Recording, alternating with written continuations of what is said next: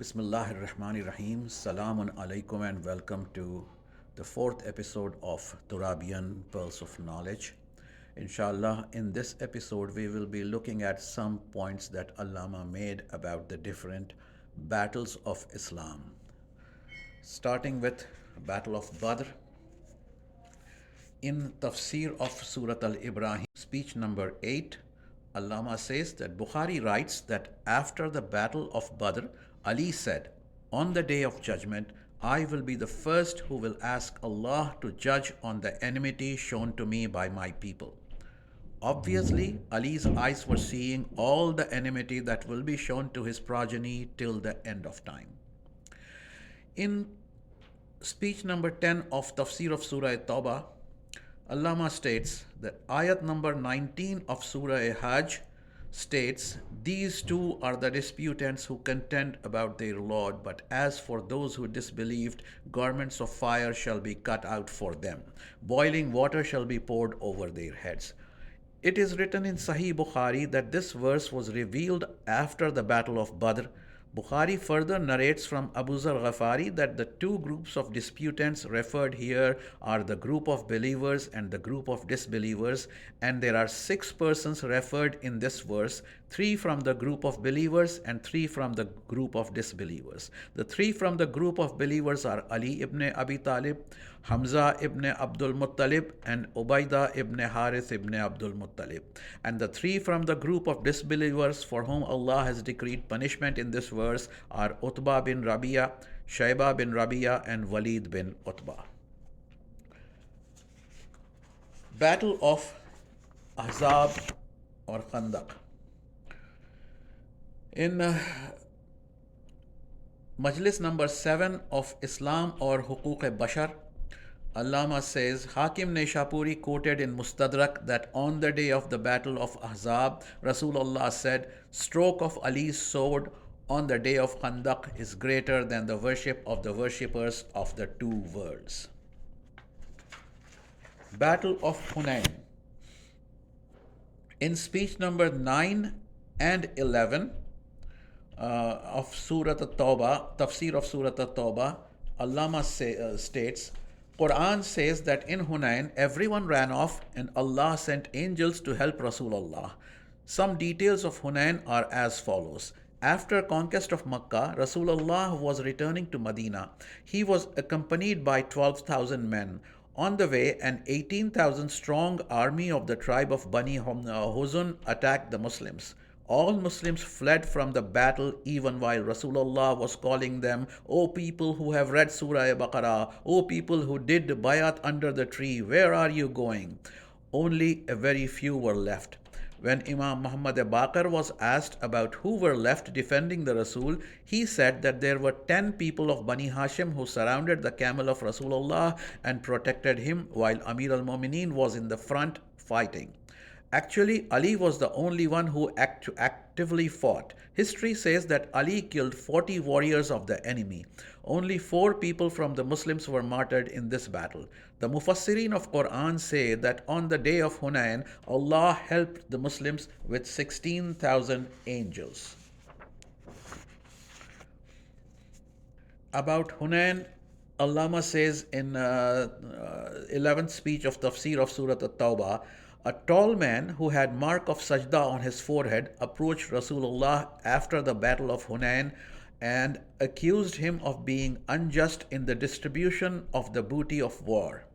Some companions of Rasul became angry and wanted to kill the man for this insult, but Rasul stopped them, saying that this man will be killed in a future war at the hands of one who is the most beloved of Allah.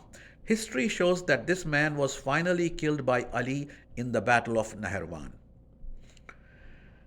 In Majlis number 6 of Intisar-e-Mazloom, Allama quoted a bayt, a couplet recited by Rasulullah during the Battle of Hunain. And that couplet was, "Anan Nabiyyu la kadhib, Anabnu Abdul Muttalib."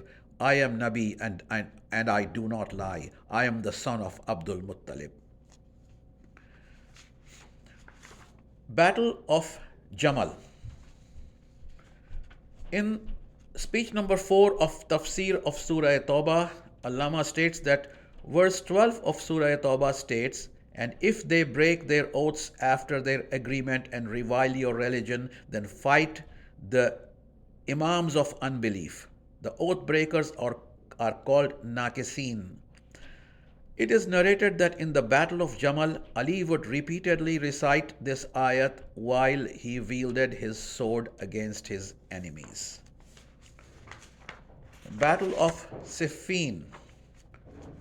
Speech number 5 of Surah Tafsir of Surah Tawbah. Allama states with reference to verse number 14 of Surah Tawbah, which goes, "Fight them, Allah will punish them by your hands and bring them to disgrace and assist you against them and heal the hearts of a believing people." It is narrated that Amir al-Mu'mineen recited this ayat while fighting in Siffin. Battle of Karbala. In Majlis number 3 of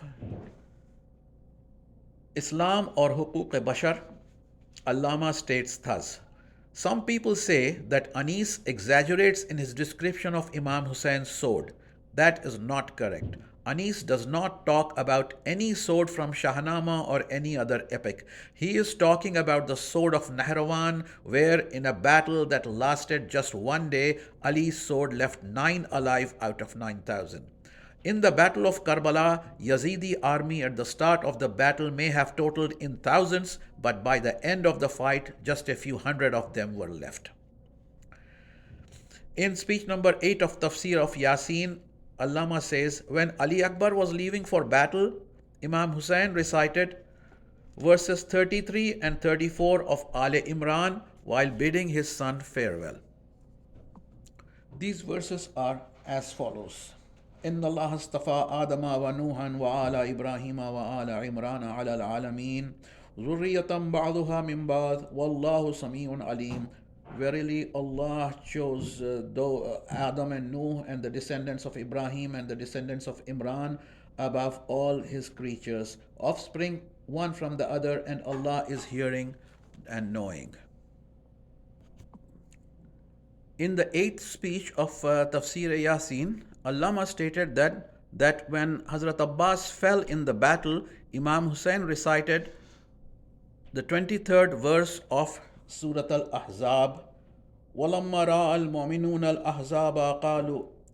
Sorry, that was 22nd. 23rd verse was مِنَ الْمُؤْمِنِينَ رِجَالٌ صَدَقُوا مَا عَاهَدُوا اللَّهَ عَلَيْهِ فَمِنْهُمْ من قضى نحبه ومنهم من ينتظر وما بدلوا تبديلا. Among the believers there are men who are true to the covenant they had made with Allah. There is among them he who has fulfilled his vow, and there is he who is still waiting, and they have not changed in the least. With this, we end today's episode with a request for du'as and salawat. Allahumma salli ala Muhammadin wa ali Muhammad.